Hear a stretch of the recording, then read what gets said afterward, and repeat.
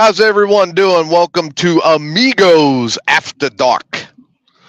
I'm TJ with the Stain, Steve. Hello. Dude, Steve, I'm as happy as a puppy with two Peters right now. Oh, really? Yes. Why is that? Well, I got to tell you about my day, right? Oh, okay. So I said something that I was interviewing for this potential job position on Sunday, right? Correct. Yes, correct. Well, I went in and I had this fantastic interview on Monday, knocked it out the park. Uh-huh.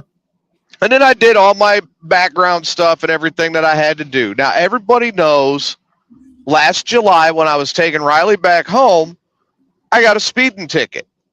Oh, yeah. And I was kind of pissed about that speeding ticket because Yeah. the whole thing around that ticket is the town moved the speed limit sign further out between when I went through there in June and when I went through there in July. Oh. And it got me at 17 over. Ooh. Now, here's the shit end of the stick, is it got me at that, and I had just noticed it, and I was slowing down Uh-huh. Uh-huh. from 70 to a 35. Oh. Oh. And he wrote me for 17 over for that, right? Damn. So I go through all my background and everything for this job. Told I've got it. Everything's good. We're copacetic. We're ready to go. Oh, brother. Once we get everything back, I could put in my notice, which was supposed to be today. Right. Okay. Well, I get home from work this morning, and I'm watching the new drop of Cobra Kai. Okay. Uh-huh. Uh-huh. Which I've been excited for. I've been looking forward to it. I was like, all right, I'm going to watch this. And then I'll get told that I've got everything clear and I've got my new job and time to go to work. Yep. Exactly. All right. Well, I get this alert. I'm like, oh, that's got to be the alert telling me that everything's clear.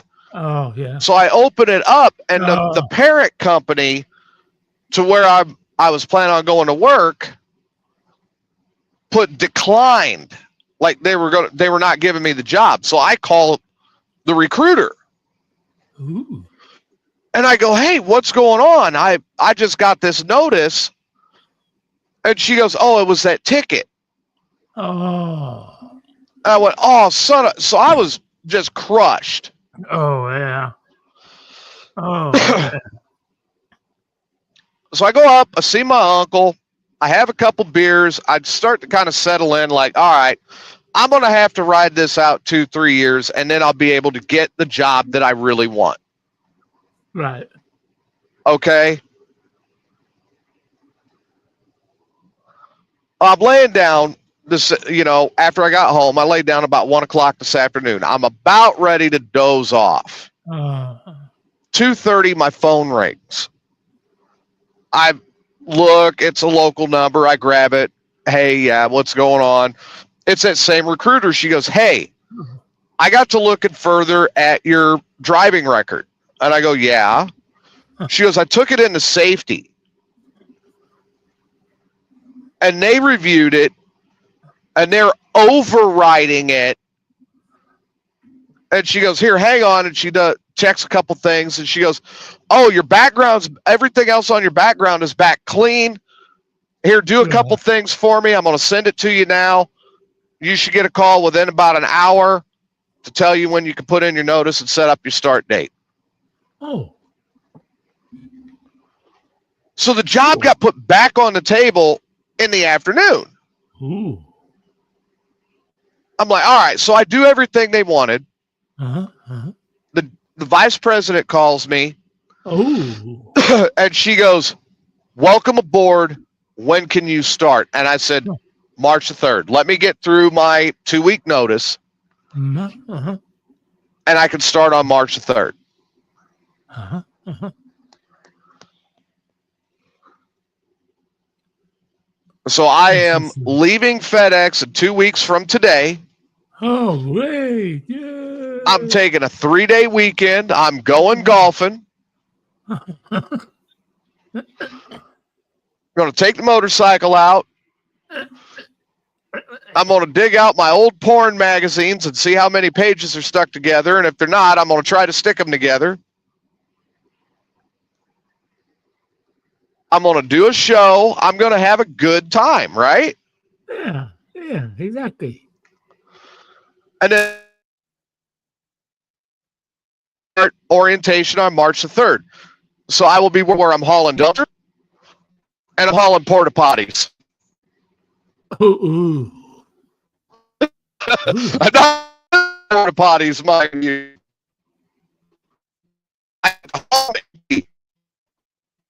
And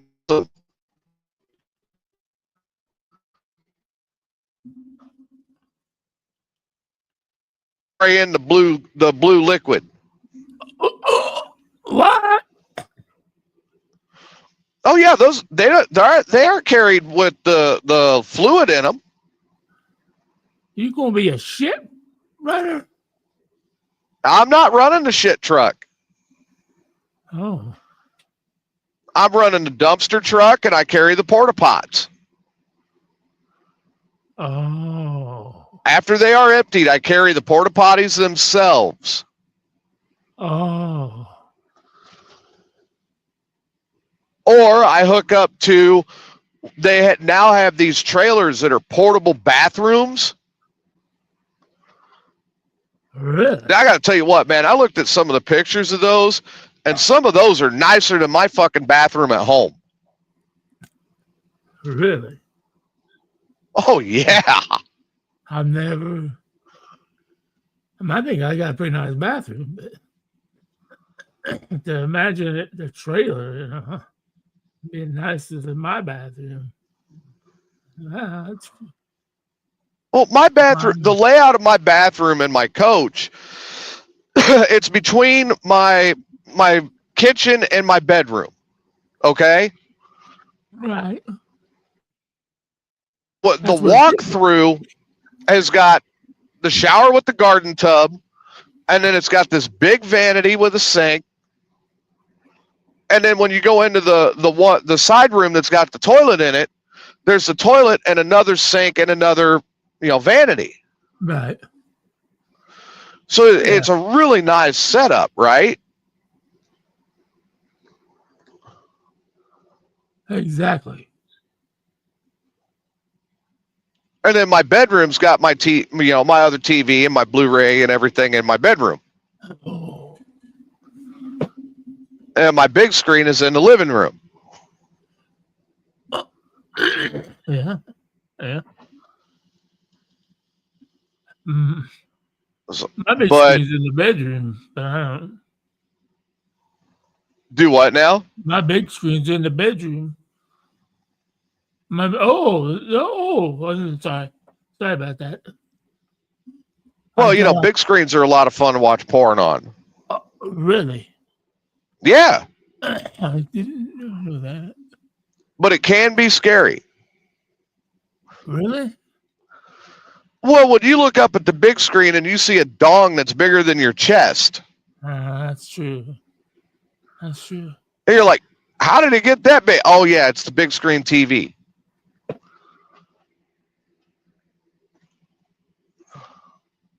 So, yeah, I will be going to work for that company. $30 an hour. Wow. 4 10-hour days a week. 3 days off. Guaranteed Saturday, Sunday off. And my other day is either going to be Friday or Monday. Wow. And it's 20 minutes from home. Oh, that's even better. Yeah. So I got to tell you, man, I was just like, when they called me back and told me that they changed their minds based on my driving record and my experience, I was like, oh my God. Yeah. So today's just been like this roller coaster of emotions. Yeah. All based on that job. Oh, wow. Yeah. Uh-huh. But it all come out better in the end. It all came out. It all came. And I'm like, damn.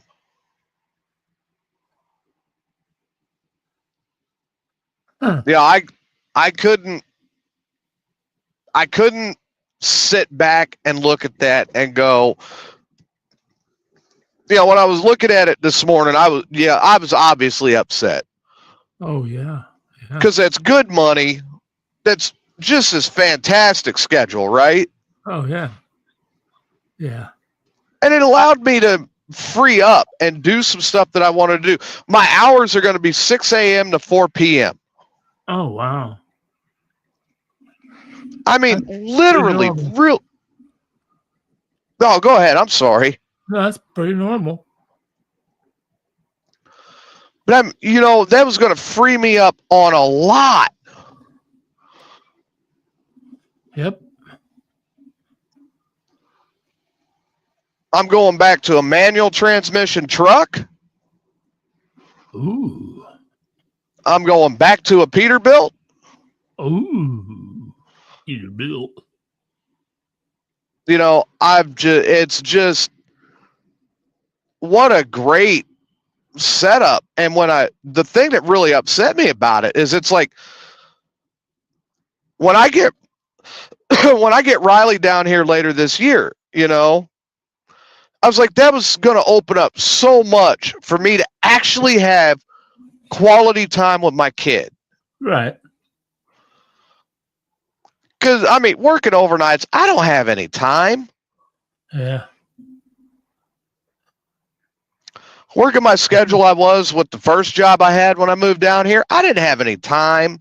Right. Working at the school, I didn't have any time. This is literally go in, I have my route, I run my route for my 4 days, I'm done. Huh. If I want extra time off, I let them know. Right. No problem, guaranteed that it's done.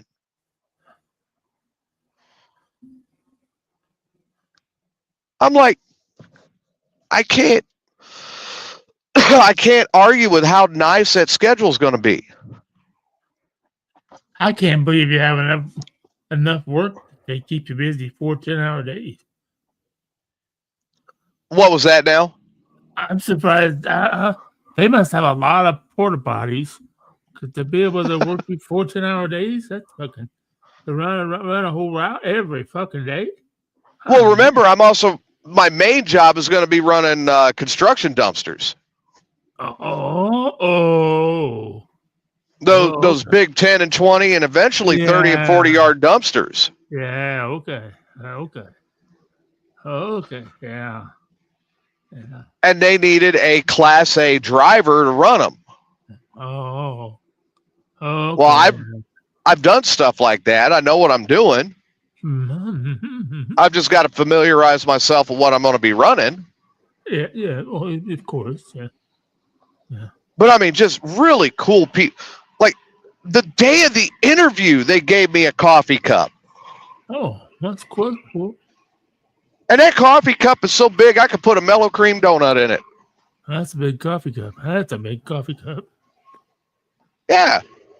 I asked them about, we're doing all the cleanup with my grandpa's estate, right? And I brought that up. And they said, oh, yeah. And they gave me the price for the dumpster. Holy crap. Oh, yeah. The price for the dumpster for me as an employee is so much better. Oh, of course. Yeah. And I'm like, give me the 20-yarder then. We're going to drop that thing and fill that. And then we're going to fill it again. And then we're going to fill it again. And we might be 5 in by the time this is all done.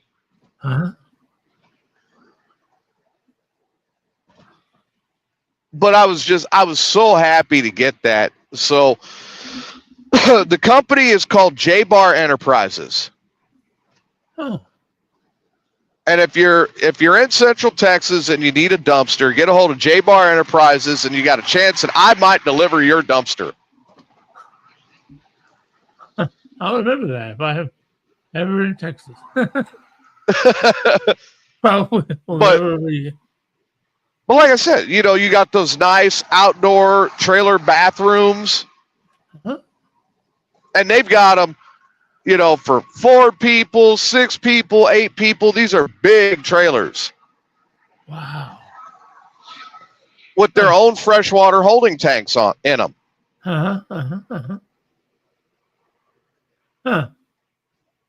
And pretty smart. Have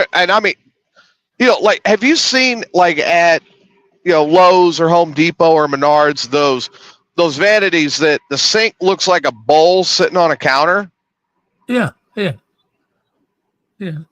A lot of those have those in them. Really? Yeah, they're nice. Wow. Not a typical construction vanity, not a typical construction toilet. Man, I wouldn't think you'd want a bunch of roughnecks in there washing their hands in a bowl like that. Yeah. But maybe not. Maybe, that show land demand, it takes place in Texas. And this company, Motec, they put these guys up in a really fucking nice house. Man, I'll tell you what, those tiny houses. Oh, these motherfucking man. Like I used to stand there and make fun of them. Like, oh man, that's just a shed. Yeah. But then last year, right at the beginning of spring break, while I was still teaching, a friend of mine and she and I got one of those as an Airbnb. While she was competing in the Spartan Challenge, the Spartan races. Oh. Even now, I'm still really proud that she got all of those, and I was proud to be there to see her do it. She's done a lot recently that it's like, I'm going, this is not the same person I knew, and I understand the improvements, and hell, I'm even proud of her for that. Right. I hate the fact that now I'm the devil because of that, Oh, yeah. I get that. 100%, yeah. But the thing is I went through my dark times. Yeah. And I learned from it, and I came out from it, and now I recognize that there is such a thing as this word called moderation. Yeah.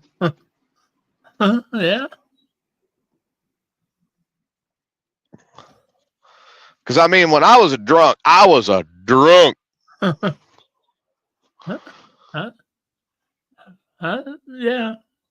Yeah, I had to learn that too. I still haven't learned it though. It's still, I've overindulged just by these damn gummy thing I hate. That thing about killed me. I don't know what it was, but whoo, doggy, I don't want nothing to do with those. Oh, you went for a ride with that one. It's a really cool package, and I ain't eating no more of those some bitches. That's for sure. I even, and Brady bought me one at the fucking truck stop. It was 1,000 milligrams, one gummy. And I thought, wow, no way. And I opened the package and I took just a slice, like a quarter of it. Fuck that. I'm like, fuck this. Why can't I sleep? I was hearing fucking noises and fucking, I couldn't sleep. No, fuck this. No, whatever. It was the Delta 8 or whatever it is. And these fucking edibles I'm getting off the internet. No fucking way. Because I've never had that happen with edibles on fucking, I've got from the potential dispensary. Never. Even when I was getting them when I was buying, when my cousin was getting them, his buddy was making them in an ice cube, ice cube size. Right. They were good. But yeah. Oh shit! Oh, sorry. What happened? Crash. Oh, that's right. You're watching the heats. Yeah, this is the second one. Last lap too. Yeah. Oh fuck. Cars everywhere. Well, and I mean, with me getting the new job and everything kind of being up in the air again for a couple more weeks, that brings me to a couple of announcements. Number one is, we all have a lot of stuff that's going on right now that we're all trying to settle out. And one of the big ones is me settling out this job again. Oh yeah. So we are going to push Smoker Mania. It's moving out to April 20th. Makes sense. And now that I'm off in the evenings, we can have a lot more fun with it. Oh yeah. So April 20th, we're moving it out. That's on Sunday. That's Easter Sunday. Well, I think it's a good idea. Well, one, Fat 420's got another smoke off coming up in Denver. Right. Yeah. Then he's got to come back and take on the Central Illinois champ. He can forfeit just like Chris said. He can be a pussy. I'm back out just like Chris did. I don't care. I lay line up behind me, baby. If Fat 420 wants to pussy out, come on. Next Steve, depending on what you ate, I don't know if I would want to be behind you. Let's see. What have I ate today? I had some chorizo and egg pizza rolls. That could be a backblast area clear. It could be. But I'm past that for today. Oh, okay. But no, so yeah, we're moving Smoker Mania to April 20th. I invite everybody to tune in. We're doing that just so we can get some dust to settle on some different things that have happened. Oh, yeah. And I'm not trying to go into too many details. One of them being me starting this new job and getting settled in with it. Number two I want to bring up today is happy birthday to the lovely Irene. Oh, yes. Oh, yeah. Oh, I hope she is having a fantastic birthday. Yeah. I hope she is too. And every time when we see her on Sundays, that brightens my day. Oh, yeah. And number three, Adam made the announcement he's not going to be on tonight. He's sick. So I'm going to say, dear baby Jesus,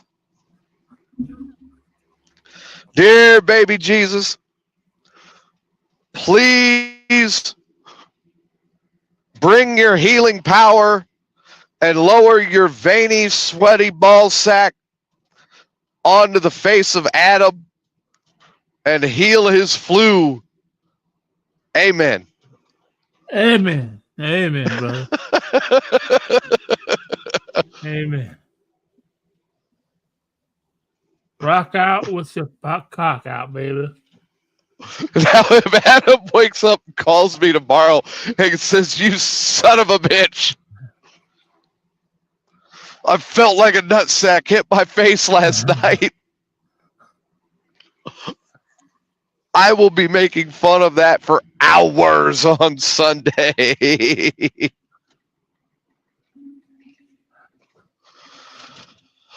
Oh, man. But yeah, so today I've got, this makes 1 out of 10 more days that I've got to drive in to FedEx. Oh, wow. And I think tomorrow I'll probably do it after the weekend, but I'm going to pull my personal gear out of the truck. Oh, yeah. And put it back in the car. But I'm also going to be getting some other stuff ready to go to go into my new truck because my new truck is assigned 100% to me. Oh, cool. So if I'm off work and I'm not there, unless they need it because somebody else's truck is in the shop, my truck sits. Yeah. And I'm like, man, you know, that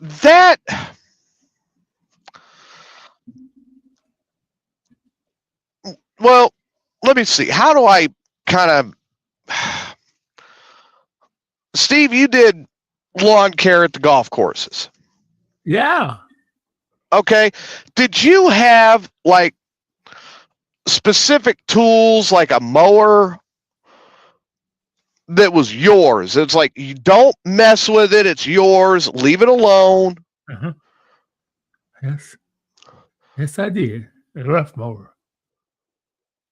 And even though it belonged to the golf course. Yeah. You didn't ride my mower. Unless you know, it was yours. Yep. I hated when other people use my mower. It was Jack with the seat, Jack with the steering wheel. Well, Jack with it. I got it set. Well, then they wreck the son of a bitch and they don't say anything about it. Well, he's a tree. Right. So you know exactly where I'm coming from. Oh, exactly. You know, my truck is mine. Yeah. I'm the one that's in it every day. I'm the one that drives it. I'm the one that takes care of it. It's mine. Yep. Does it belong to the company? Yes, but it's assigned to me. Right. Yeah. Well, and that was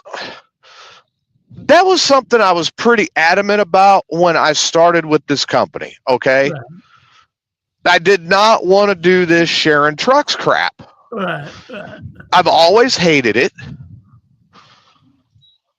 I don't mind if somebody has to use my truck to do their job because their truck is in the shop and I'm off. I get that. Right.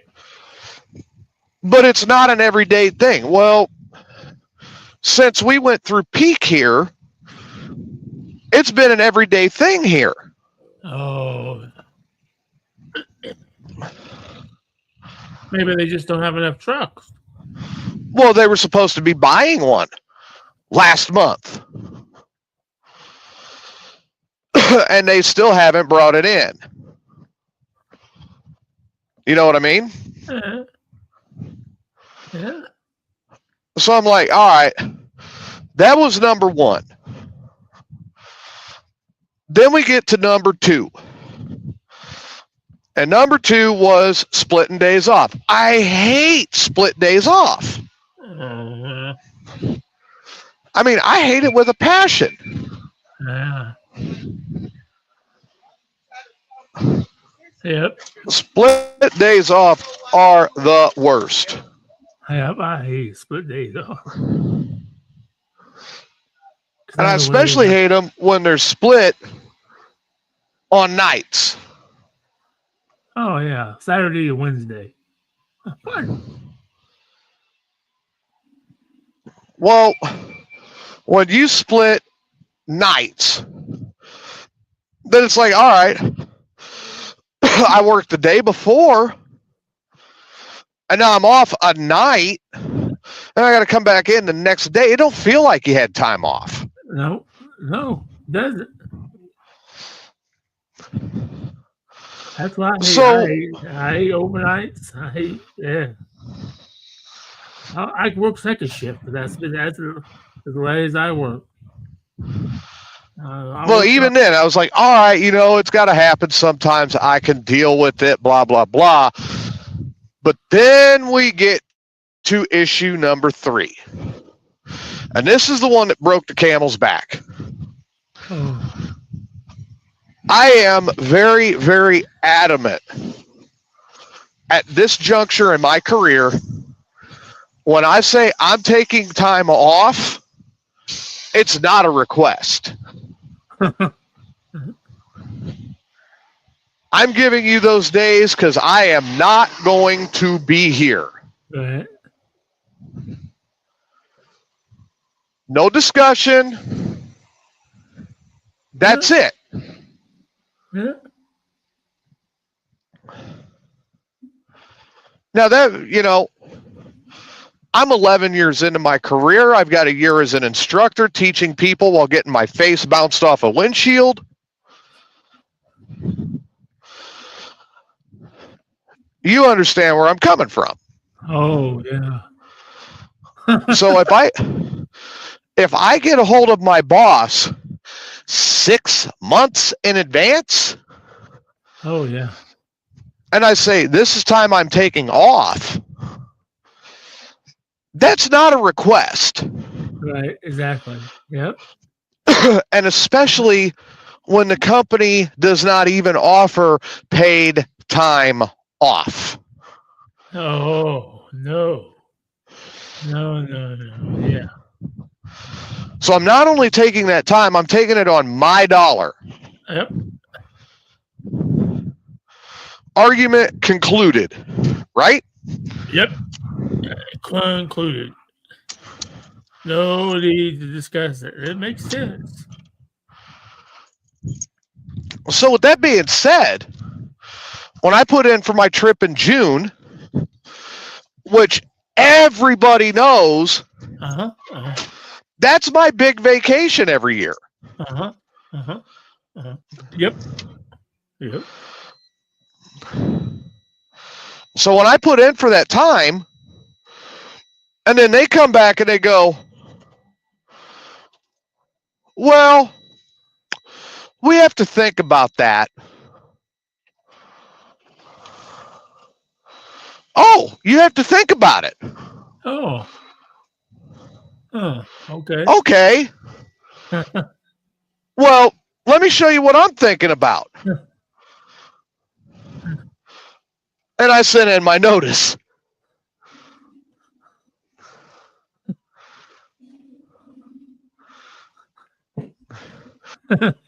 So it's like, you don't play that game with somebody who, one, works their ass off, two, is letting you know that far ahead, and number three, has options. Oh, yeah. Oh, yeah.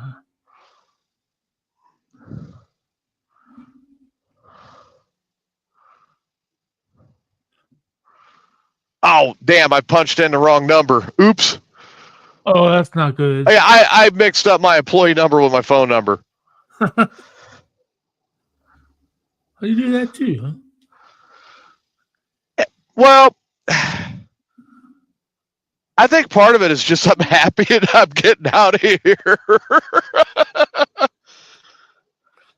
If we're going to be honest about it, I think that's part of it.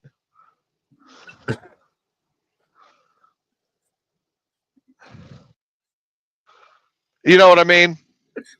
Yeah. Are you going to get uniforms? Oh, I'm sitting in the truck now trying to get it to warm up. Current temperature in Austin, Texas is 42 degrees. Current temperature in fucking Williamsville, 10 degrees. 42 fucking degrees. I blame that fart that 420 ripped earlier for the fucking polar vortex. Oh, I smell it. Because he aimed his hot air north and it pulled all the cold air south.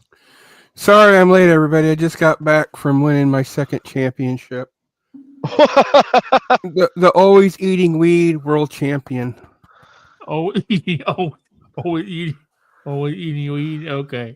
So I got 2 belts now. So that means I will win when Smoker Mania happens. No, you won't. You can have 1,000 belts. I got 2 world championships. 2. I don't. How many? Man, that looks like Ted DiBiase's belt. How many do you have, Mr. No Belt? I don't need a belt to hold my pants up. I know, because you can't wear any pants. Hey, right now he's got the stain. He don't need the belt.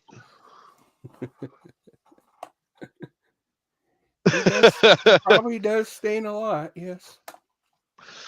But yes, you know, we are definitely hoping that. Anyway. We're definitely hoping that baby Jesus brings his sweaty, veiny ball sack down on Adam's forehead to heal him. Dear baby Jesus, please help heal Adam. And baby Jesus, if Adam needs a suppository, please rain down the biggest suppository. Please bring down that large shaft of a suppository and insert that right into Adam's anus to make Adam feel better. It's the great American suppository. Baby Jesus. And baby Jesus, please let Ray Lotto win the Latra. Amen. Yeah. No. No way.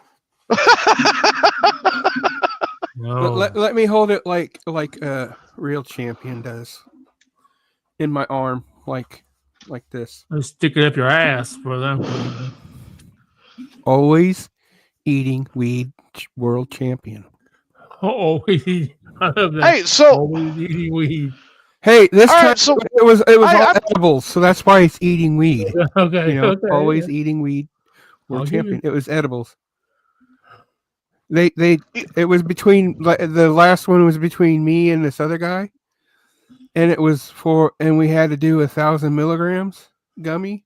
And I took it, and he took it, and he was out within a half an hour, and I was still wide awake now. All right, so I'm kind of curious. If I won the lottery, you won the Latra.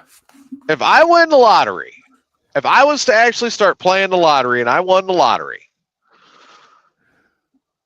who would have to do what? You'd probably still want Steve to drink my pee. No, if Ray wins the lottery, Steve's got to drink pee. I'd like to know who made that decision. Right. You agreed to it. Yeah, you agreed to it, mister. Yeah, I'll do it. I was listening the day that happened, and you agreed to it. I'm like, he did not. I want some money. I want some money for it. I mean, I'm not going to do it for free. And you are the only person that for something like that, Steve, I swear, for something like that, you should have negotiated up. You are the only person I've ever met that negotiated down on the price. I was just negotiating. I wasn't paying attention whether I was going up or down. I negotiated a set price. At one point, you were down to $750. Well, and then you did eventually negotiate your way back up. Okay. See, I had something in mind. I'm always thinking. Nip, step. Always. Does it hurt your brain? Fast. No. I never hurts my brain. Never hurts my brain. But yeah, when I heard that, I'm like, "Are you kidding?" No, I'm yelling at I was listening on my phone in the truck at work, and I listened to the whole thing. And every time it got brought up, I'm yelling at my phone, "No, Steve, don't!" And next thing I know, you're agreeing not only for $2,500 to drink pee, you were going to drink Fat 420's pee.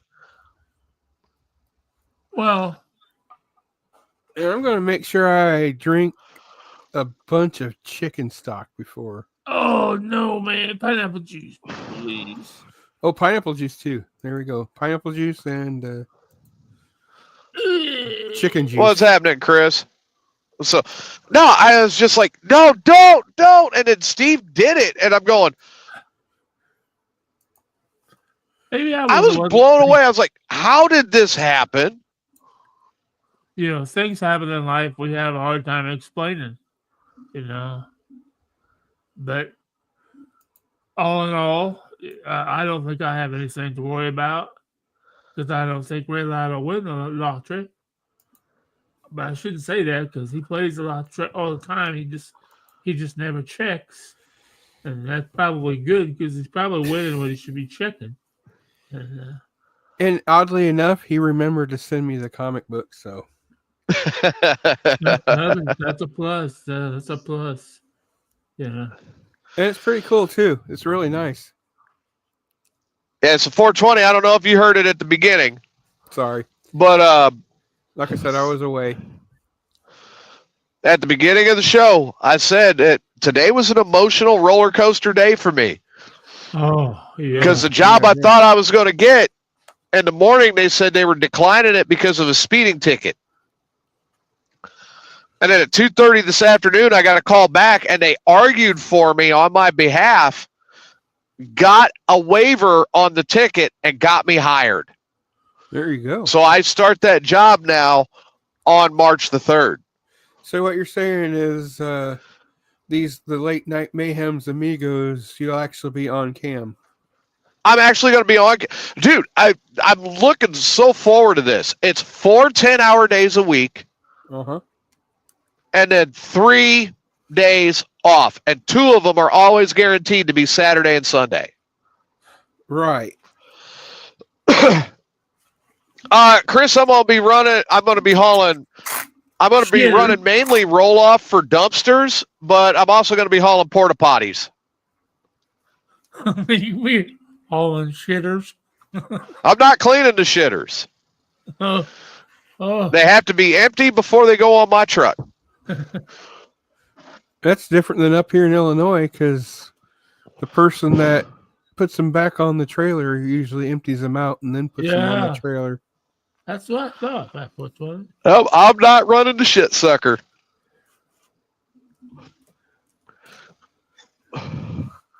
Oh. But I'll tell you what, like I said, I was extremely happy with that. I was like, right. That's good. I'm glad for you. Yeah, I mean, $30 an hour, 4 days a week, 10-hour days. I go in at 6, I'm off at 4, and I'm 20 minutes from the house. Right. I don't blame you one bit. I'm like, Yeah. one, I don't like working overnights. I really hate it. Right. I'm not a fan of driving overnight in the first place. Uh-huh. I liked early mornings going in, especially if I had to fight like Dallas or Atlanta or Chicago or any major metro area. Real early in the morning was great.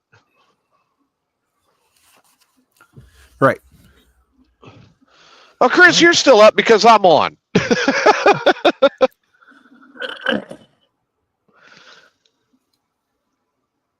But yeah, I hated that early morning shit. Or the late overnight. Night. Yeah. The overnight, I just once I get to a certain time at night, I want to go to sleep, man. I always liked the third shift myself. Hated second. I want to feel like a human. Oh, from the Huma tribe and down to Udan? Well, I told my cousin Bill today, I was like, man, it's going to be great to start feeling human again. He goes, you're not a human. I said, you're right. I'm more human than human. More human than human. Yeah. All right, Chris, I'm sorry. You're not up because of me. You were up masturbating.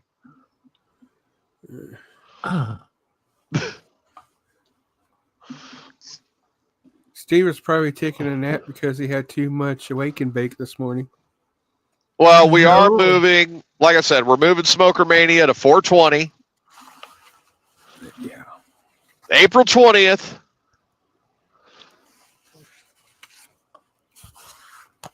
There we go. Steve is all engrossed in the races right now. No, it's over. It's over. It's been over for the past half hour, 45 minutes. No, it hasn't been over for the past half hour, 45 minutes.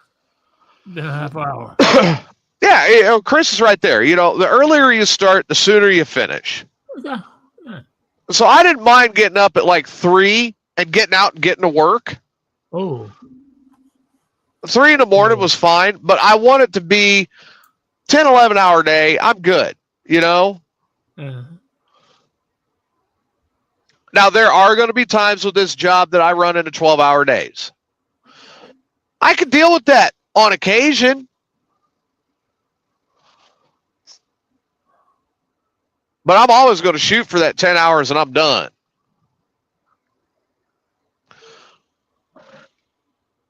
Well, you just deliver, right?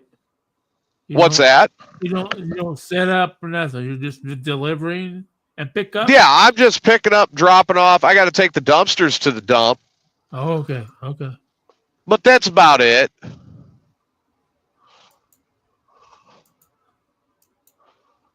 Yeah. Chris says it right there. You get up at 2, hit it, you could cruise 70 across the Sky Bridge in Chicago. Yeah. You're gone. Now, you hit that same Sky Bridge in Chicago at 3 o'clock in the afternoon. Right. You might as well just shoot your day right in the dog. Yep. Oh, yeah.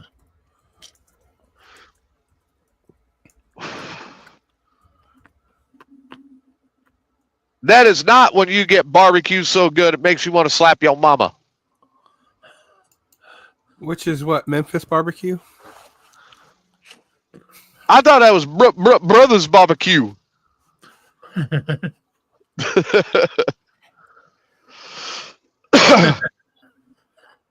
No, Memphis barbecue. Memphis barbecue is okay, but there's nothing like a Texas barbecue. Mm-hmm. I wish I could bring you guys down here for my birthday weekend. Well, wouldn't you be in Albuquerque? No, I'm going to be in Las Cruces. But Las Cruces? yeah, opposite end of the state there, dude. I knew it was New Mexico, so. Yeah, no, I'm going to be in Las Cruces. But no, if I was going to be here, I would try to get you guys down here because that's the annual Crawfish Festival in Llano. Oh, fuck. Oh, dude. Shit, man. Crawfish. So, here's what I'm wondering about, the shelled fish and how you always season them and everything with all the stuff. Yeah. How does the seasoning get through the hard shell to season the actual meat inside the shell? Well, I usually rip the head off. I rip it apart and then get the meat. So you rip it apart and then you cook it? Do what? So you rip it apart and then cook it? No. Cook it first. Well, that's what I'm saying. How does the stuff get through the hard shell? Oh, you boil it. It just soaks into it somehow. But that's what I'm saying. Does it actually soak through the hard shell? Yeah. Like all the seasoning and everything. Yeah. But I mean, I'll tell you what. I see it like a water bottle. It's like you put seasoning or something. You put a flavoring in your water on top of the water bottle without opening it up, and then expect it to be that flavor when you drink it. That's what I see. Right. Doing these boils. So I was wondering, does it actually soak through the actual hard shell? Yeah. And then it gets to the meat that way? Is what I'm wondering. Yeah, kind of like a lobster. Well, that's what I'm saying. That's what I was wondering.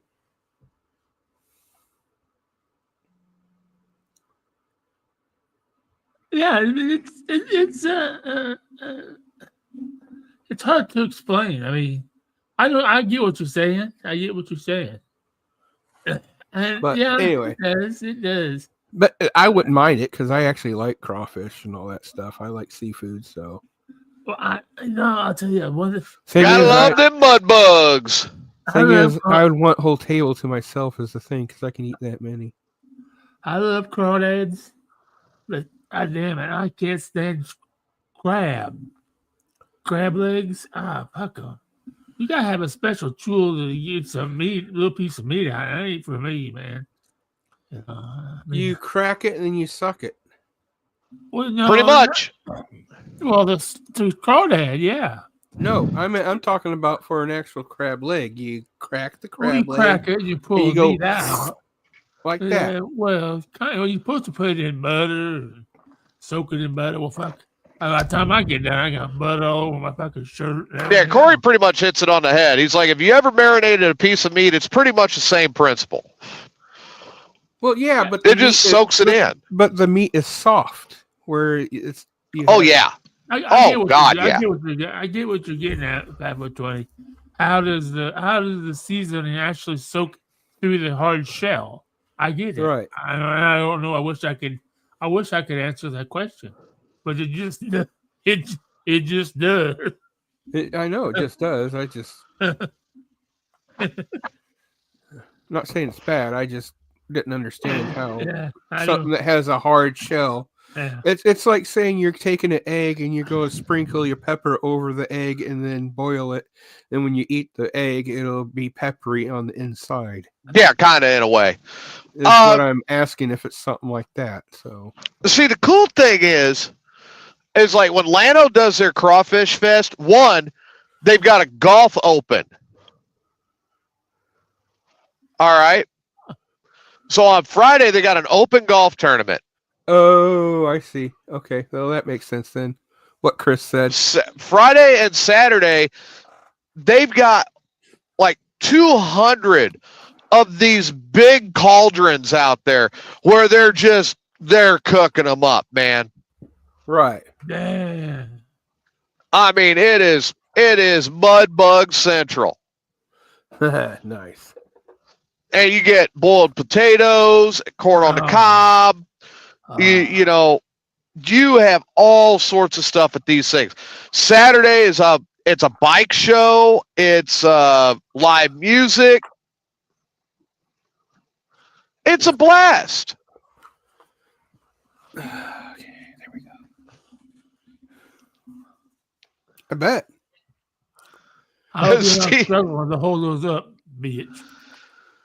And then Sunday you're recovering because you've ate like 20 pounds of fucking crawfish, and you're like, oh God, I'm gonna be shitting mud bugs for a week.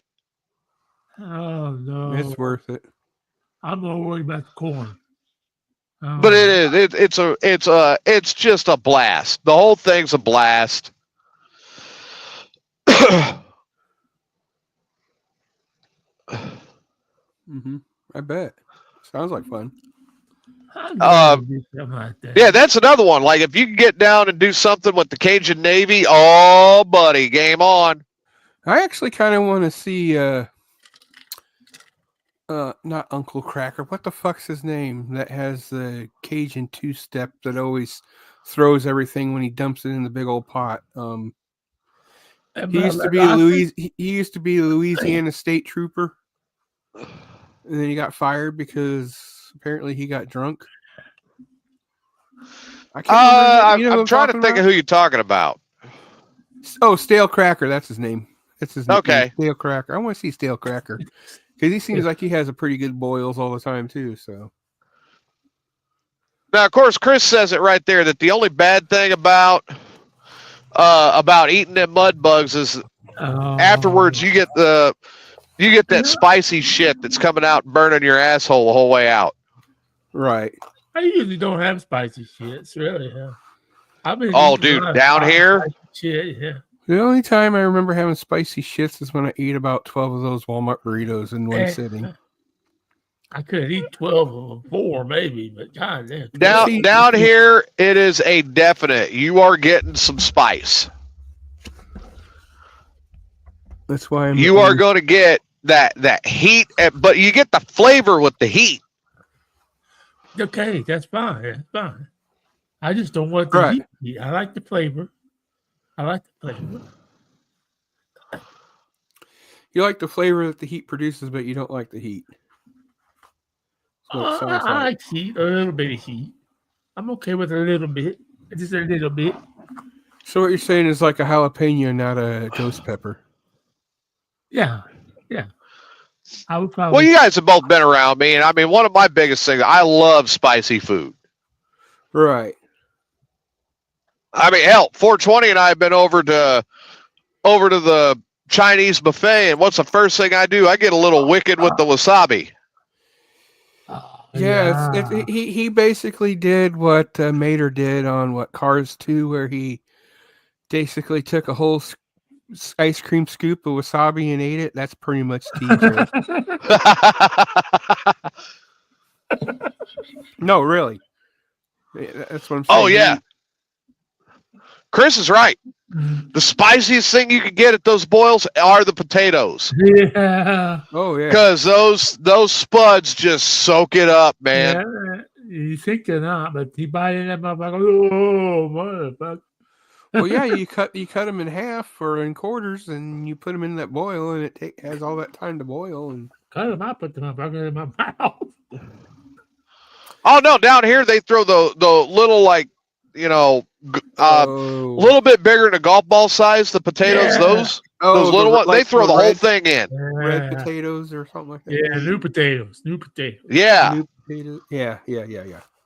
Yeah. Oh man, yeah. Oh yeah. Right on. Fuck yeah. That's a potato so good it'll give you an orgasm. Oh, I can taste it right now. Mm-hmm.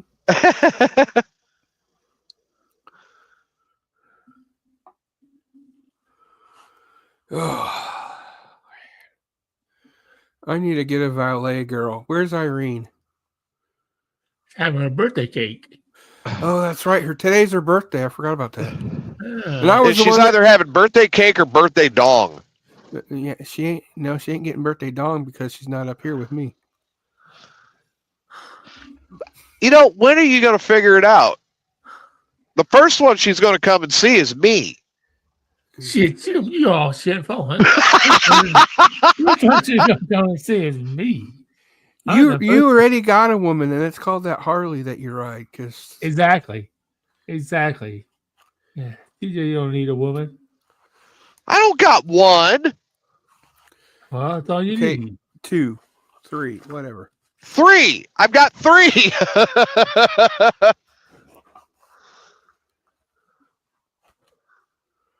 Oh man. No, there is one that Yeah, I know, Chris. Chris and Steve, I guess you guys got a blizzard heading your way. Ain't no fucking way. We just had one. Yeah, we're having another one too. Why do you think it's so cold? Why do you think it's cold right now? Well, it's fucking cold because it's fucking cold. And that's why a week ago I decided to get rid of a bunch of stuff in my freezer and decided to fill it more with meat instead of vegetables and shit like that. Oh, fuck yeah, you're right. Fucking Monday's supposed to be 11. Oh, I gotta go to the doctor fucking Monday morning. God damn it. Oh, fuck yeah. Oh, fuck yeah. Oh, fuck. Yeah, I gotta go outside because even though it's cold, because I gotta practice for the weed smoking championship I'm having in another 2 weeks. All right, so Corey's saying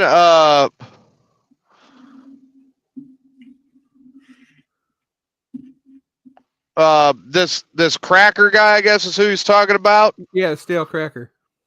Yeah, that they met him and they went over to his shop right off of 55 in Kentwood, Louisiana. Oh. And then they drove by Britney Spears' childhood home. Oh. You know, where she wanted to prove that she was not so innocent. And oops, she did it again.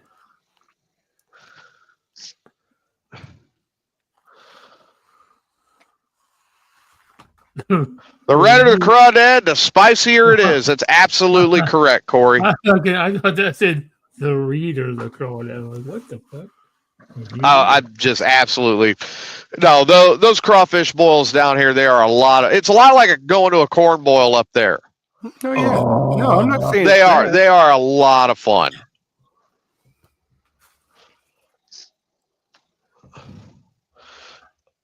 But no, in all actuality, no, I don't have multiple girls. I mean, I've got friends that are women, and I've got a couple of friends with benefits, but above and beyond that, just like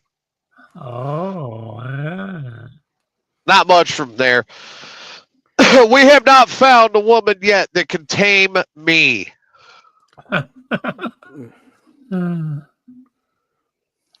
And I'm really starting to believe that she does not exist. That's what I keep telling myself too, and everybody says, "Oh no, she's out there." I don't know. I don't know.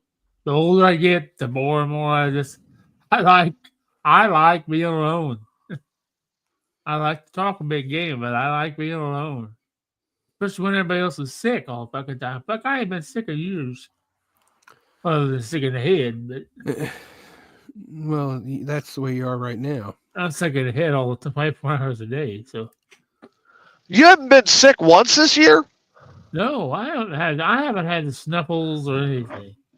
I had a toothache because I broke a fucking tooth one time. But I haven't had any wound vac. I haven't been in the hospital for a heart attack. Last year, I had a heart attack this time. I've been in the hospital and I had fire departments called to get me up off the floor and everything else. I didn't have to have that. I got up on my own. The other day they just preferred that I sit down on the those fucking nice fucking stretchers. Well, I'll be hung. Except I don't like it when the motherfucker tips forward and like, why am I tipping forward and nobody's holding on to me? But then it tips back. Oh, well, hell, I didn't know that you had been sick this year. Nope. Now I do remember last year when you were in the hospital with the heart attack and everything else. Yeah. You scared the shit out of us last year. I was sick again. I had more antibiotics and more pus in my foot. And yeah, I don't have that this year. I've been doing so far so good. So far so good. And you know what I think helps with that is how you don't take showers all the time. You have so much immune system built up.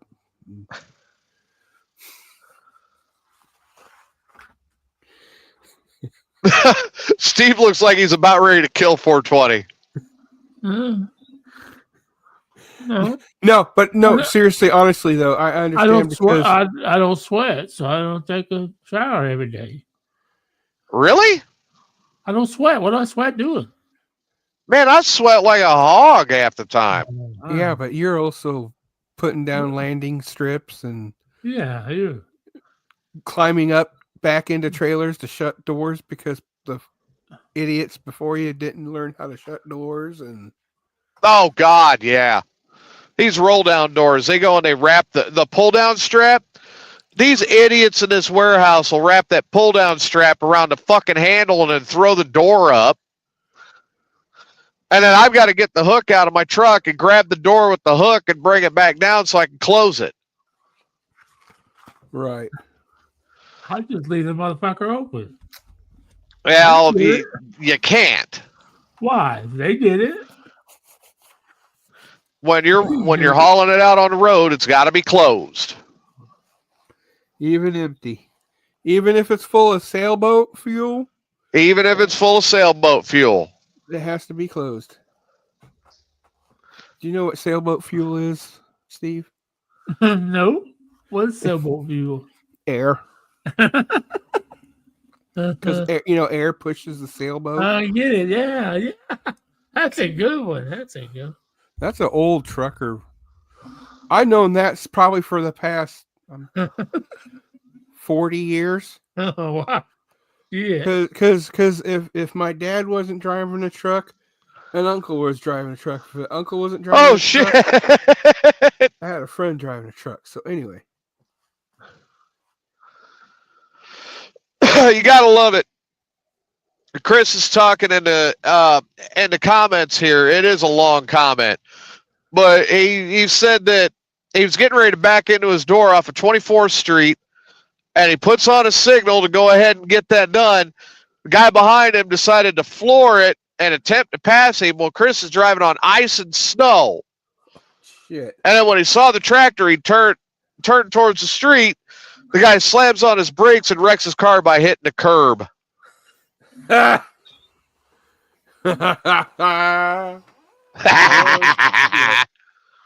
Oh, shit. Corey used to be I think Corey still is a driver. He knows all about that.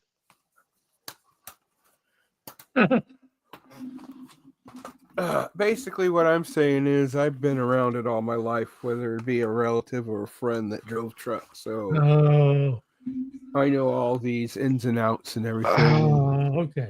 Like, do you know what a lot lizard is? Oh, I know what a lot lizard is. Yeah. Well, yeah, because Steve's met a couple of them. Yeah, he probably even met a couple pit lizards too. Oh yeah, I talk to one on Facebook, TikTok all the time. Well, I'm talking about when you were racing over at Macon. I'm sure there's some pit lizards there. Oh, I'm sure there were. They didn't want nothing to do with me. I drove a Hornet. No, I don't. No, I don't. What? I don't understand what I said. Anyway. Come on. Who was snuffed? Well, I'm currently driving around behind the building to get ready to hook up to a trailer so I can get out of here. Oh, so basically, that's why I need Irene, so she can have these pretty belts all over her. So I'm going to be like on and off a little bit. She only belts we all know. I know she's busy, so only belt she wants around her is the belt that I win. So. Well, I got to do all my paperwork, get ready to go, make sure this clears. Well, la-di-da-di-da, right? Yeah. You got a month to get up to snuff there, Mr. I Can't Hang. You got a call. You I say, this is truck 9267454. We're picking up trailer 47996834-724 en route to Austin, Texas. No, I don't have to do any of that anymore. I mean, I kind of wish that we did. Oh.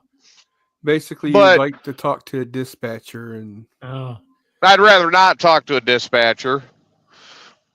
Now, the way FedEx does it now, as they do everything on this mobile app that you got to install on your phone. Okay, yeah. So you have to scan the barcodes, whatever.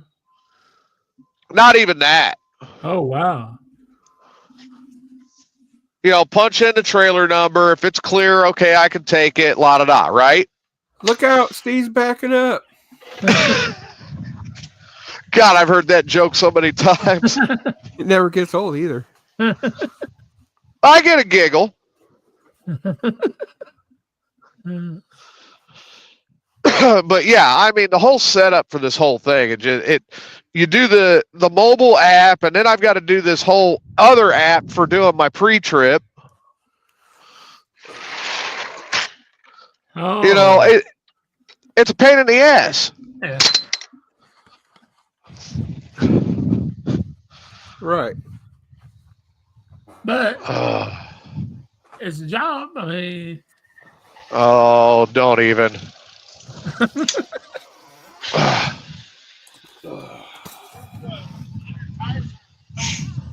I'm just doing some stretches. I'll stick it to Houston. Give me a second, guys. I'll stick it to Houston then. Let them deal with it. They stick us enough. Yeah. Hey. Congratulations to Justin Allgaier for making the Daytona 500. Now that was one of the other drivers here. Oh. I'm running the trailer empty. I'm taking it to Houston. He's like, hey, one of the tires is a little low. I'm like, stick it to fucking Houston. Them assholes. They stick me out there for 3 hours a night. Fuck them. They can change a tire. Yeah, cocksuckers. Sons of bitches. Those bastards. They suck more cock. Oh yeah, and by the way, I made a trophy for. Chris is absolutely right. The less you talk to a dispatcher, the lower your stress level is. Oh, well, that is true. He's absolutely correct. Oh. This is Steve's second place trophy for Smoker Mania. What do you mean no second place? You can just keep that. That's nothing. Because you're shit compared to me. I'm taking the belt. You ain't take the only belt you're going to be taking is the BLT belt. The BLLT belt, BLLTT belt. I will take the belt. No questions, ifs, ands, and buts about it. Just like Jey Uso is going to take the belt from Gunther at WrestleMania. Oh, now you're really full of shit. Oh, no fucking way. No fucking way. And then CM Punk's going to win the Elimination Chamber and take on Cody at WrestleMania. Yeah, I will agree with you there on that one. I will agree with you on that one. You don't think fucking Jay's going to take the belt from Gunther? Fucking right he is. Fucking right he is. Only if Roman comes in and cheats for him. No. Or his brother, because isn't his brother back with him now? Yeah, Jimmy's back there. Yeah. I don't think you're going to. No, I don't. The only yeeting that night will be Gunther when he throws him on the ground and pins him. Oh, hell no. That big German ain't going nowhere. He's going down. Him and Ludwig von Beethoven or whatever the fuck that was. Ludwig von Beethoven. Whatever that dude's name is.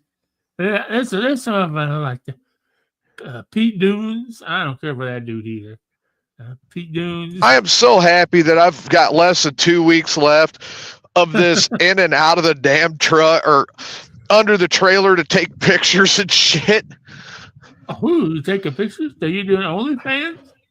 Oh, they want pictures of the jaws around the kingpin, and they want pictures of the air hookups, and is there a gap between the trailer and the plate? I mean, it's a pain in the dick. Why? Just because they've gotten so stupid. When a couple people screw up on safety, yeah, I see that. It makes the job harder for literally every other son of a bitch that does the job. It literally does.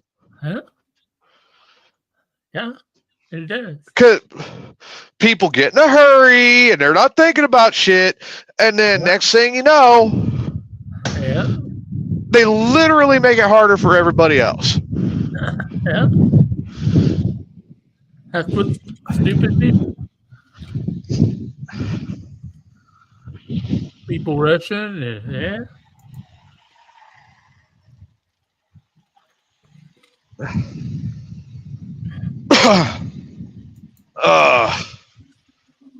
It's such a pain in the ass. Oh. And I don't understand it. I mean, I don't get it. Oh, take this pic. It's all the extra tedious bullshit that I have to do with this job. That any job where a driver has anything over, 8 months of experience, they're not fucking with this. Right.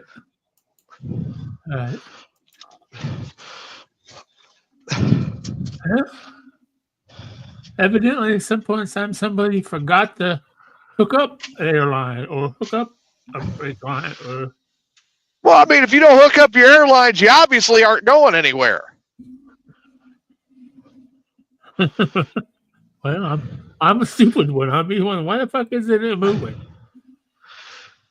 This guy comes up and he's like, "Oh, hey, that inside dual's a little low." I'm like, do you not see the self-inflation system on this thing?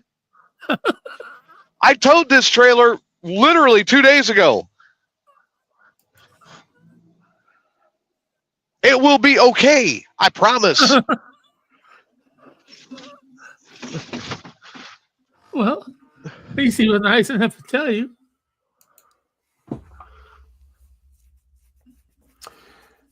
Anybody seen the TV show Deadwood? Deadwood? Yeah. No. There's a TV show called Deadwood. I guess no one ever had. Never mind. Oh boy, here, you guys are gonna have to give me just a second. Oh, yeah. Okay. 10 for him. Deadwood? I never see Deadwood, huh? Yeah, it's a Western show. I haven't really seen it, but there's this store that's in the next town over from me where everything is free. Oh. And, if you want it, cool. If you don't, whatever. Right. Anyway, they had the complete second season of Deadwood there, so. It's just something to keep me busy, I guess. And that's something I would suggest anybody to do that's basically, for better lack of terms, invalid or whatever you want to call it, is to find something you like and or something new, something new, and pick it up and do it. Like, for instance, I'm reading. Oh, yeah. Something to do, something to learn new, or something to watch, or like behind me, I got my desk for my making models and stuff. And behind the dragon is my garage for my models for when I make models, So right. Oh, cool. I'm making a garage, just something to work on, something to keep me busy, so that way I won't get depressed and bored. I've been thinking about building models again. I used to love it, man. You should. I think you would enjoy it. I was looking on Amazon. Found a couple. Hey, Walmart has them for $20, buddy. Really? $20. I don't like. I know. I could tell you from experience. I don't like AMT models. They're pretty complicated. I like. What is it? Rebel. You know what? I think there's a mixture of them. I think there's Revel, and I think there's Monogram, maybe AMT, and Revel. Yeah, no monograms. But anyway, my point being is there's a few muscle cars. There's a few other kind of cars. There's an airplane there, and I know. What I would suggest though is when you use a glue, use a gel glue, because one, it doesn't run as bad as the regular super glue and stuff. It gets all over your fingers and shit. It does. It doesn't get all over your fingers as much because it stays in the spot because it's a gel. Yeah. So you do it, and then you take a toothpick or something, you just rub it along where you want it, and then you. Yeah. So, and the thing is, it's actually cheaper to go to Dollar Tree and get 4, gel. Than it is to go to Walmart and buy their 4-pack of regular super glue. So it actually it seems to dry quicker too, the gel. Anyway, and then another thing I do is I listen to records because I've always liked records, and I find deals on records like. Where did I put it? Oh, I put it in the back. Yep. So that's there. Now it's dispatched, and I'm on the way out. It's cool. See, I got a 1972 Waylon Jennings Ramblin' Man record, and it was free. I was going to pay the lady $3 because it was worth $3, and then she messages me right before I go, and she's like, "I'll just give it to you for free." I'm like, "Are you sure?" She's like, "Yeah. It looks bad and blah, blah, blah." I'm like, okay, whatever. Yeah. The cover looks like shit, but it plays like it was just pressed yesterday. It's that nice. I mean, you guys are not going to believe what I saw for sale in San Antonio. Another Harley. An AMC Javelin. Oh, those are nice. Steve, you remember the Javelin, right? Yeah. Yeah, I remember it. The old AMC Javelin. I'm like, oh shit, I want that. Right. I don't know if I'd want it, but I just don't know. I probably would. See, I want to find something for 420. I want to find him a Pacer. But yeah, I wouldn't mind a Pacer. I say that now. Or maybe a Gremlin. How about a Gremlin? My dad used to threaten me because I want to get a Gremlin so I can make it look like Wayne and Garth. The Murphy wheel. Well, for the Mopar guys out there, what I'm looking for is a Plymouth GTX. Oh yeah. Yeah. Aren't we all? Well, I don't know what it is. It's something about the GTX I just liked a little bit more. In fact, I think that's one of the models at Walmart that I've seen, Steve. Oh, okay. So I used to buy. You remember when they used to make sprint car models? still do. Still Yeah. do. They're hard to find, but I've seen Steve them. Chandler and Brad Doty and Sam Swindale. Yeah. I Yeah. got more. I got more of the NASCAR ones because Yeah. what I'm going to do is a thing called kit bashing. And Uh-huh. if anybody doesn't know what that is, basically you just as the name is, you take the kit and you bash it, like you like cut something off and then you add something to it and blah blah blah. Well, what I'm doing is I'm basically taking the rolling chassis with no sides or nose. I'm taking aluminum cans, cutting out the sides, gluing them together, and then putting it on top to make it look like a dirt track late model. Okay, now some of them are the old Monte Carlos, from like the late 80s, early 90s. I think that's when they were doing Montes. Yeah, 85. Yeah, so basically what I'm going to do with those is, some of them, not all, cut off the nose and tail and still make the body, the metal, and then add those to the front and back to make it even look more realistic. Because if you look at, most race cars now, especially the street stocks, they have the plastic noses and tails. So, anyway, I saw a fucking late model front end that was a new Mustang. I thought that's fucking bad. They are I saw nice. one at the Cadillac too. Those are nice. Bad. I mean, even street stocks now, they're getting away from the Monte Carlo bodies. They're doing Dodge Chargers. Yeah. A friend of mine, and now it's even a lot of them are doing the newer style, the whatever gen the new Camaro is. Yeah. They're doing the noses and tails for the Camaro to where it looks like an actual, Camaro from about 5 years ago. Yeah. I miss the old Monty look though, Oh yeah, great. There's still a lot of those out there. 82 to 88. SS purple SS was the best. My uncle, he still has it, but he basically it's his car, and he bought it back in '86. But he has a nice Monte Carlo SS, and that sucker. The only thing that thing happened to it was that it needed it didn't even need brakes. It basically needed, what did he say it needed? It needed something simple where it's like, and basically he don't drive it all the time.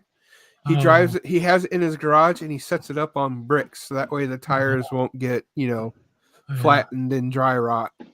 So everything, and then when he goes to drive it, he drives it once a month for a weekend and drives it back into the garage and lifts it back up, and it sits there for another month. No shit. And this is about 20 years ago, and this, like I said, it was 86, so about 20 years ago, would have been 06. Anyway, I kid you not. Guess how many miles it has on it original? 42,000. It pretty much, it had about 25 to 30,000 original miles on it. And besides the typical rust you always see on the bottom rocker of the door, like the surface rust, and that's the only thing wrong with it. Besides the stereo in it, but I'm sure by now he's replaced it with the original one. But other than that, I'll tell you. That's why I always give shit to TJ about his Camaro, because I love Camaros. But anyway, what'd you say, TJ? Sorry. You're going to stay the hell away from my Camaro. I will. I'm just giving. There are multiple eyes on my Camaro. Yeah, now that you told them.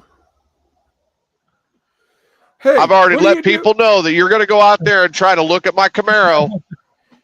And they said that they would be happy to make sure you leave with 2 new buttholes. Not if I give them some money. Of the 9mm variety. Oh. I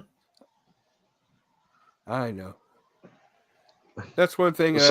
That's one thing I regret, getting rid of my '86 Camaro. But no, the thing I'm always looking for these days is I'm looking for oddball cars. Cars you don't see. You know what? That's what this one guy I follow on TikTok does, or not TikTok, YouTube does. They have a channel called Cars and Cameras. He's about our age, TJ, and he's always collecting BMWs or some off the wall car like you were just mentioning. So yeah, I get it. I mean, I know in Illinois right now where I could pick up a '68 Oldsmobile Vista Cruiser. Ooh. And get it for a pretty good price.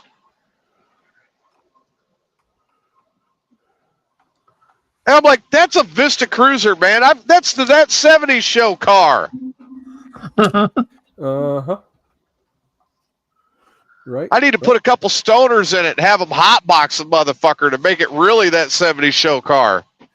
Or how about getting the van off of Fast Times? Oh, yeah. That Spicoli came rolling out of, and they were hotboxing inside the van. Remember that? Yeah. Oh, God, yeah. Yeah. You know what? I would want to get you guys in Kelso's van. Kelso's van. That VW bus. Uh-huh. Or how about But not the second one that he won from the radio station. The first one that he had the old couch in and shit. Or how about the Hoopty Mobile that Cheech and Chong had in Up in Smoke? Oh, yeah. The El Camino that Hyde wound up with was fucking sharp. Yeah, I love El Caminos too. Oh, yeah. And that's why I'm still wanting to kick my dad's ass to this day. And he's like, I wish I would have sold it to you. He had an '81 El Camino. He put the 350 4-bolt main in it. Oh. He beefed up the front suspension because the engine was so heavy it made it squat too much. And he did a 650 Edelbrock carb with a aluminum Edelbrock intake. He made it true dual exhaust with ceramic headers. Oh, fuck yeah. And I'm not joking. He hand painted that with Walmart spray paint.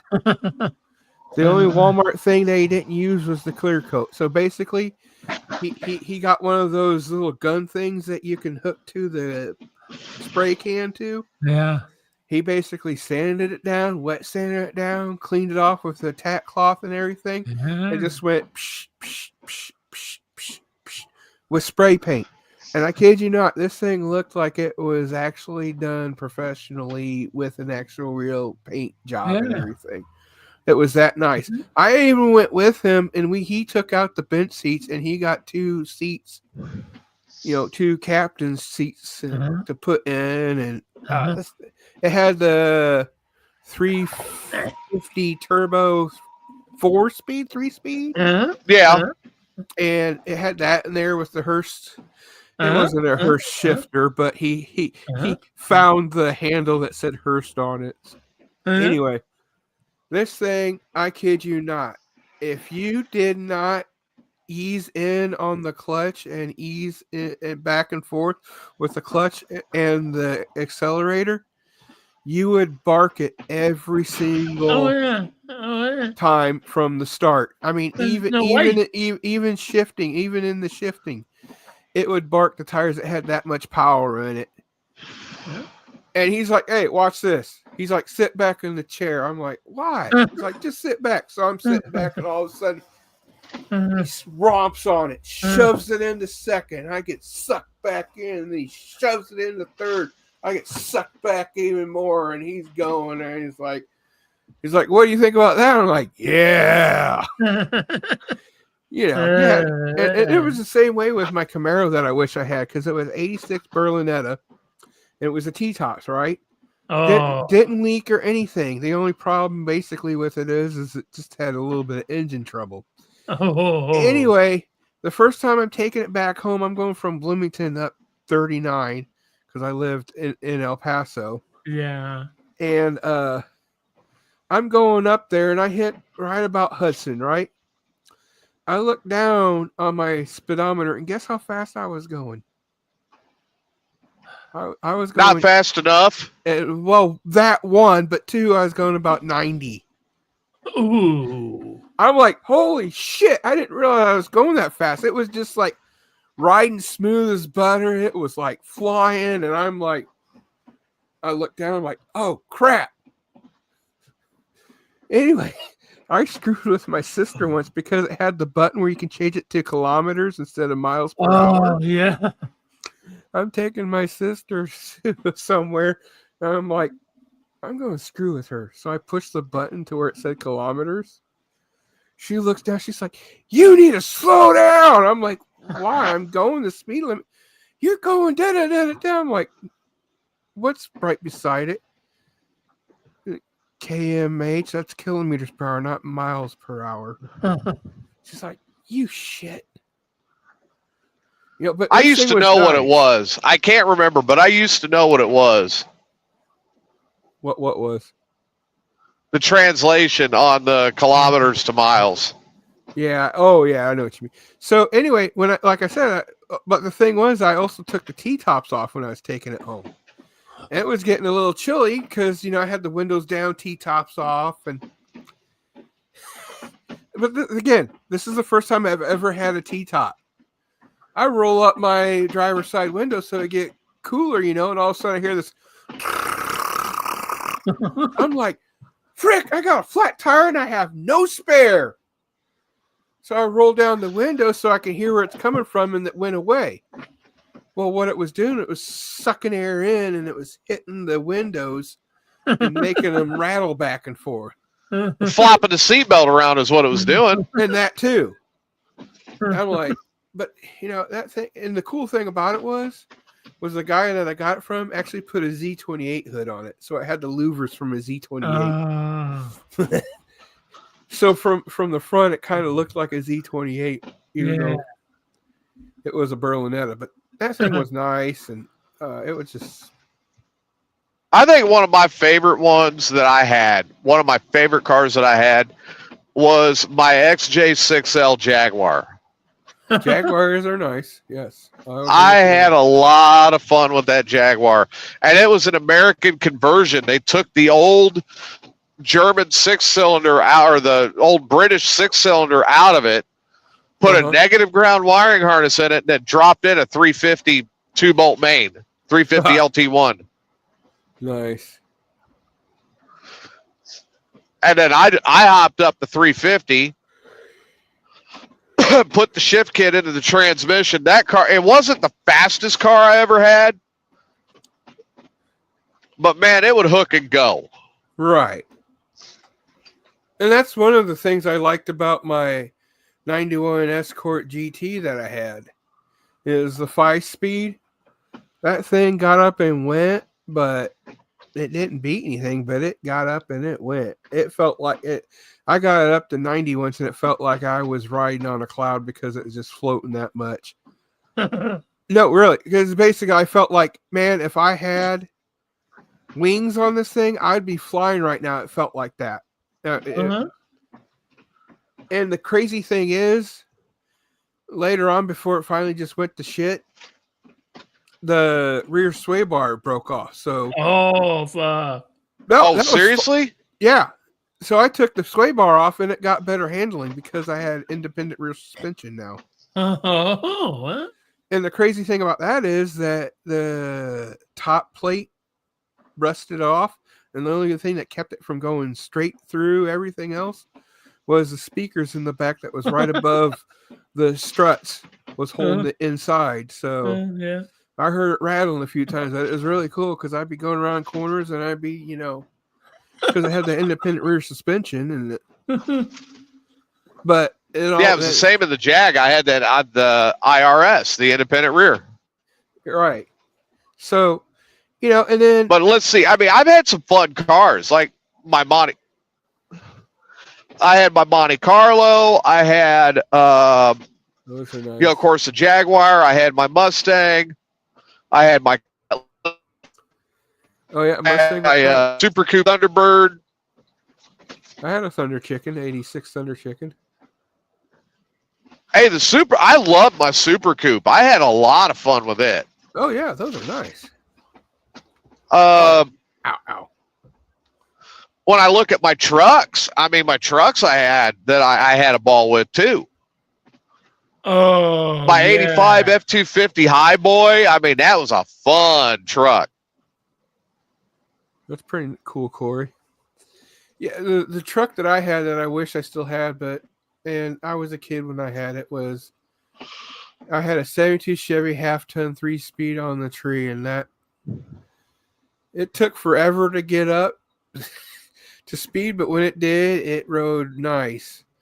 And it would take a quarter tank of gas and a quart of oil to go to Bloomington and back. No, really. I put a quart of oil in, and by the time I went to Bloomington and back to Eureka, I had to put another quart in when I got back home. Uh-huh. And it took me a quarter tank of gas just to go that much the round trip. It had the Armstrong steering, so I had the little knuckle buster on the steering wheel. Yep. That thing was just so cool. And the crazy thing is, the handle, the shifter, it went down in the column, right? And there's this little itty bitty ball that's basically welded to it that goes in the shifter linkage, right? And everything. Well, that thing broke off. So I couldn't shift, and it was stuck in second and third. So I had one of those long flathead screwdrivers. It'd be stuck in the seat. I'd pull it out, and I'd be like, yeah, I couldn't even go reverse. Reverse for me was putting it in neutral and pushing back. No, I'm not joking. It's crazy. I loved it, though. So anyway, when I go into shift from second to third, I would grab it, and I'd go, and then put it back down. Drive. Oh, I got to get back. Corey brought up a good one about the Thunderbird. A lot of people forget about the Turbo Coupe. Mine wasn't a turbo. Mine was just like a plain Jane, like Thunder Chicken. So mine was. Well, see, my uncle back in the early '80s. He had the Turbo Coupe. Oh yeah. And then when I was living in New Mexico, I had the Super Coupe, which was the V6 supercharged. Oh, nice. And that, wow, for stock. Woo. There's one car I would love to get my hands on that I don't ever see it happening, but I want it bad. I want the GNX. Mm-hmm. The Buick Grand National Extreme, the GNX with the 3.8 liter supercharged. Oh yeah, I remember you talking about this the other day, and yeah, you called me. Yeah, that was a nice. I would love to get my hands on that car. That was what they called the poor man's Corvette. Right. Well, I had a Vet too. Chevette. Yeah, Chevette. See, for the longest time, I told everybody I had a Marshall Stack, a Les Paul, and a Vet. I had an Epiphone Les Paul, and I had a mini Marshall Stack, and I had a Chevette. So they're like, "Oh, you got a Les Paul and a Marshall Stack?" I'm like, "Yeah." He's like, "Send me a picture." I send a picture. He's like, he texts back like about 15 minutes later. He's like, "You fucker." He's like, "That's a mini." Well, you weren't lying. I said I wasn't lying. He's like, yeah, I know, but still. Now, the cars that were flops, like the Citation. Which is basically what? Oldsmobile's version of the Omega Chevette? Remember the Chevy Citation? Yeah. Oh, Chevy did it. Yeah, I remember. Yeah. Chevy Citation. Yep. Looks like a little turtle. Hey, those things were at the very beginning of the Hornet, when Hornets just started out in the early 2000s. The Chevy Citation was actually one of them that was the more popular to use. Oh, was it? Yeah, and now it's the Chevy. What's their 4-cylinder? Geo. No. There's some that are that, but no, it's Cavalier. I about text Steve the other day because I had to run up the store, and when I came back out, I saw a in good condition running Geo Tracker. Oh, those are wild, especially if you get the 4x4 ones. Yeah. No, but yeah. But I mean, like, we've got to experience stuff that a lot of these kids these days won't get to, like the 3 on the tree. Yep. 5-speed in general, automatic. Oh, here's another fun one. Sending some kid into the parts store looking for the water pump for a 62 VW Beetle. Or tell them to go in and ask for Jake brake pads. or ask them if they can get a Canuter valve. Or and last but certainly not least, have them go in and get some blinker fluid. The funny thing is, someone told their kid to do that, and they actually came out with a bottle that says blinker fluid on it. Yeah. And it was actually from AutoZone, because apparently AutoZone caught on to the idea eventually, and they started making like little quart jars that basically, I think it's just water or something, or just an empty jar. And on the front it said blinker fluid. Yep. And he came out and he had blinker fluid. He's like, "Oh fuck, he actually got blinker fluid." The water pump for me. But yeah, there's a lot of the cars I can think back. There's a lot of them I had a lot of fun with. Right. And I had, like I said, that was my favorite, was my 91, Escort. Because it was a little fast jumper. And if I could find one in good condition, I would probably still, to this day, I'd probably get a Beretta. Yeah. Yeah. Those are nice. I had a couple of Berettas. I like Beretta. I got a buddy of mine that motherfucker, I wish he'd come off of it. Pontiac Grand Prix GTP. Nice. It's probably not going to, but yeah. Yeah, Corey's saying the Chevy Cyclone. There's not really any nice cars nowadays to me anyway. If there is for me, it'd be the old man car with a Chrysler like 3000 or something like that. When I go driving by the dealerships, I see a lot of the same thing. But the ones that are coming out with something different are the European cars. Right. Like, I love the look of the BMW 5 Series. I really do. Right. BMWs are nice cars. They're a bitch to work on, but they're nice cars. Yeah, but I mean, you keep them tuned up and taken care of. You're not working on them often. Right. If you do that with any car, it'll last forever. I'm looking at the BMW 540i when I get ready to replace my car now. Right. And that's why I'm trying to keep this F-150 that I got as good as I can, because it has still decent miles on it. It only has for an 03, it only has 150,000 miles on it. Oh, no shit. Yeah.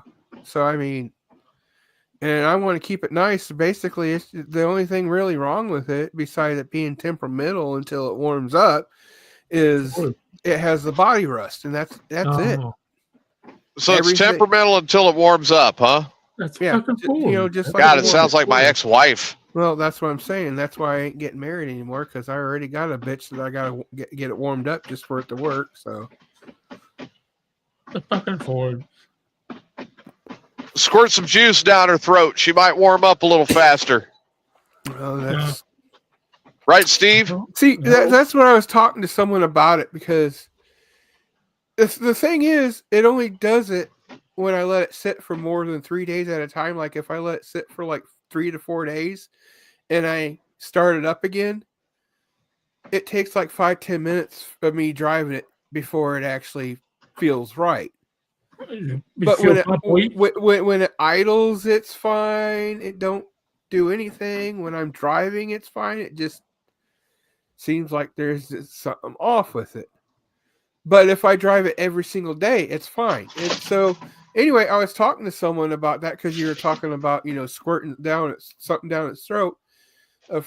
Someone mentioned to me that maybe possibly the butterfly in the throttle body might be sticking from goop and stuff. Yeah. So he was mentioning get sea foam or something like that and spray it down into the throttle body over the butterfly so that way it can eat the gunk around the butterfly. And he says that maybe that might help because what it's doing is it's just gunked and until it warms up, and gets softened. It's gonna stick a hair bit. Yeah. Right. Makes sense. That makes sense. Yeah. So, that's why I think is what's wrong with it is it's just because it's getting plenty of gas. It's not spitting and sputtering or anything. It just seems like it takes forever just to speed up sometimes. And when it does, it kicks in and it goes fine. And then once it's warmed up 5-10 minutes, I don't have any issues the rest of the day. Well, I know that the most difficult entity that I ever had around me that I had to warm up was my ex-wife. Yeah. There you go. I know even the Harley warms up faster than my ex-wife. I think all three of us know that feeling. Yep. Because I believe we are all, I'm not for sure about Steve, but at least TJ and I were married at one time. I've been fucking married before. Oh, you were? I didn't know that. Yeah. God damn. You just like to pretend like you did. You're one of those people. I've been married. I suppose she I got done. Did she cheat on you when you were at races? Possibly. No. Anyway. Well, let's just say if I won the Latra, you would know because I'd be taking an 86 Corvette and turn it into a crunk. Where like basically like an El Camino, a car truck, where the back end of the vet is a bed. Yeah. So basically, probably take the front clip off of an El Camino and the Camaro or the vet and swap it. I guess. I don't know. The reason why I say this is because I'm sure again, all of us are around the same age. Yeah, remember the magazine called Cartoons? Yeah.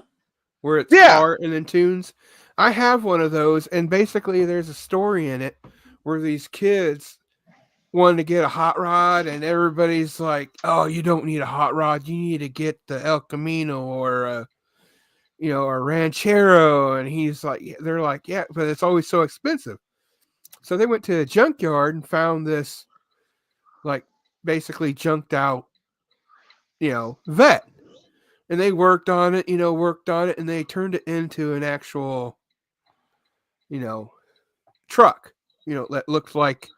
And all of a sudden, they had all the hot chicks in the back of their truck driving around town, and everybody else looking at them like pissed off and everything. And anyway, my point being is with the whole story is, when I win the Latra, you will know. Because maybe one of these days we'll all win the lottery. Yeah, I really want to win the lottery too. But, really, I'd rather have Ray win the lottery first. I think Steve would rather avoid Ray winning the lottery. Realistically, he probably forgot about it, and he'll just spend it all on comic books since that's his big thing now. Really? We could test that theory. Well, we'll find out tomorrow morning. What was it, Steve? It was, a couple weeks ago? Somebody asked if Ray had won the lottery yet? Oh, yeah, I think so. Probably. Really? And then he started talking about how he can't wait to win the lottery and why. Oh, so he does remember. Okay, that's cool. Oh, he remembers. See, that's the thing is you got to remember that man's got a steel trap for a memory. All you got to do is say a few things and it'll jog it. You know what? You are correct. I do recall doing that a few times. And then he's all over it again. And especially if it's been a while. Right. So with that being said, we're coming up on it here, guys. So let's go ahead and get some final thoughts in. 420, what are your final thoughts tonight? Final thoughts? Oh, hold on. I got visuals. Hold on.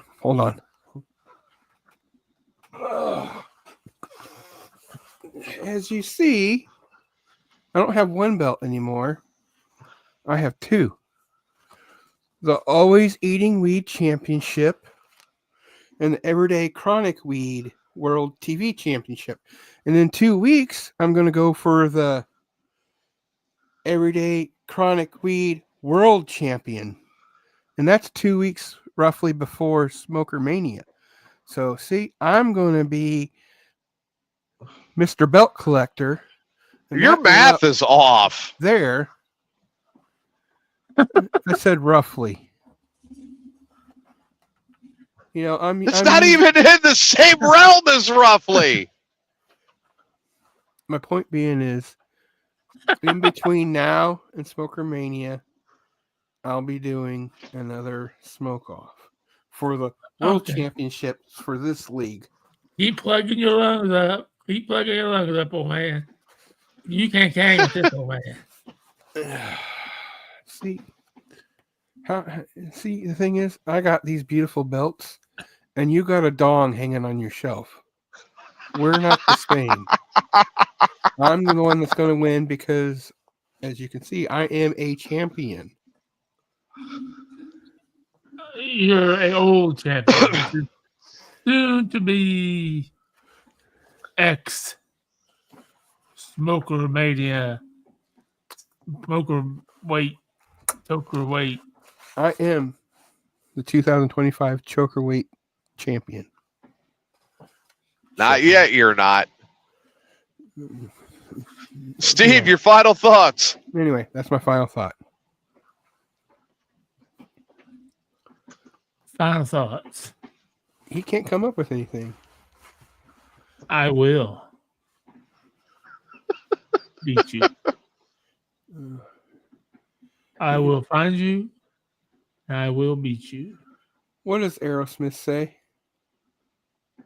On the most holy day of smokers, 420, I will reign champion. Oh, that's old. That's all the old news. This is the future. This is the future. You're the past. You're the past. This is the future right here. The future is bleak for you, mister. I am going to have 4 belts by that time. No, you're not. No, yes, I am. I'm going to have Steve sounds like he's getting ready to finish the story to get the Toker Weight Championship. You're going to, yeah. His story's going to end in a sad note. It's going to be a bunch of violins playing. Everybody's going to go, Steve, you failed us. No. Steve, in your opinion, who would win in a smoke-off? Fat 420 or Boobas? Wow. I'm going to have to go with Fat 420 there because, I outsmoked Boobas. He claimed I roofied him, but I didn't. But I smoked him definitely under. He thought he was going to die. Yeah. Oh, I gotta get some fresh air. Okay, dude, whatever. So yeah, it's just not an answer in my belt. Once I take down Fat 420, fresh air for me is when I light up a new joint. All right, now who's lived in more dirty van disease, Fat 420 or Boobas? Boobas. I've only lived in my van down by the river for 2 weeks.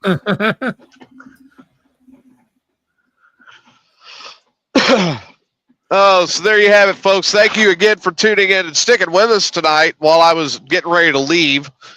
I hope everybody survives the winter blast that's coming through Illinois. You know, you guys are in my thoughts, and just hunker down, stay warm.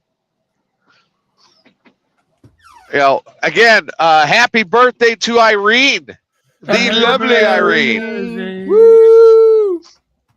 Baby. And hopefully baby Jesus will descend his healing ball sack on Adam's forehead and help Adam get over his flu soon. And I pray to baby Jesus that Ray Lytle will win the Latra. Dear baby Jesus, let Ray win the Latra. Amen. Anyway. So again, everybody, thank you again for tuning in. We will see you Sunday night or Sunday afternoon around 2. I'm TJ, that's Steve, and that's Fat 420, and this has been Amigos After Dark. Good night, everybody. Put those away. I am going to be the champion of Smokermania. Hoorah! Yeah! I'm the winner. And he left even before.